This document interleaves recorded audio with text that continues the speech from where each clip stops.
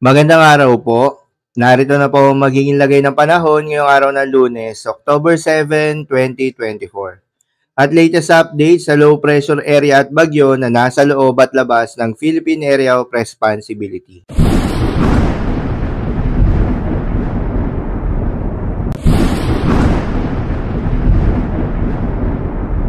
Sa kasalukuyan na tayo sa pag-asa, patuloy pa rin nakakaapekto itong Intertropical Convergence Zone o ITZZ o yung salubungan ng hangin galing sa Northern at Southern Hemisphere sa may Southern Luzon at buong bahagi ng Visayas at Mindanao.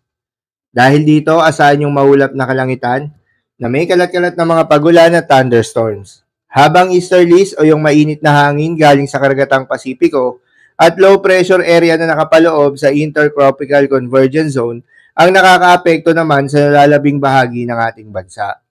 Samantala, ayon sa pinaka-latest 24-hour Tropical Cyclone Formation Outlook ng PAGASA, itong low pressure area na nasa loob ng Philippine Area of Responsibility na nakapaloob sa Intertropical Convergence Zone ay patuloy na nakakaapekto sa ilang bahagi ng ating bansa at huli nga itong namataan sa layong 145 kilometers west ng Coron, Palawan.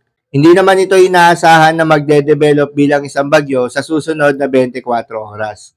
Habang yung bagyo naman na nasa labas ng Philippine Area of Responsibility ay huli namang namataan sa layong 2,510 kilometers east of extreme northern Luzon. Taglay naman ito ang lakas ng hangin na umaabot sa 55 kilometers per hour malapit sa gitna at pagbugso na umaabot sa 70 kilometers per hour. Kumikilos ito pa northeastward sa bilis na 20 kilometers per hour. Di naman ito inaasahan na papasok na Philippine Area of Responsibility dahil ang inaasahang pagkilos nito ay pahilaga. Paalala lamang po na ang mga nasabing forecast ay posible pa pong magbago. Kaya naman patuloy lamang magantabay sa mga update nating ilalabas at ng PAGASA. Dahil pa rin sa epekto nitong low pressure area at Intertropical Convergence Zone, asahan ngayong araw ng Lunes sa Bicol Region, Mimaropa, Quezon, Rizal, Laguna at Batangas ang maulap na kalangitan na may kalat-kalat na mga pagulan at thunderstorms. Posible ang mga pagbaha o pagguho ng lupa dahil sa katamtaman hanggang sa kung minsan ay malakas na pagulan. Habang sa Ilocos Region, Cordillera Administrative Region, Cagayan Valley, Central Luzon, asahan naman yung bahagyang maulap hanggang sa maulap na kalangitan na may kalat-kalat na mga pagulan o thunderstorms. Dulot naman yan ng easterlies. Posible rin ang mga pagbaha o pagguho ng lupa during severe thunderstorms.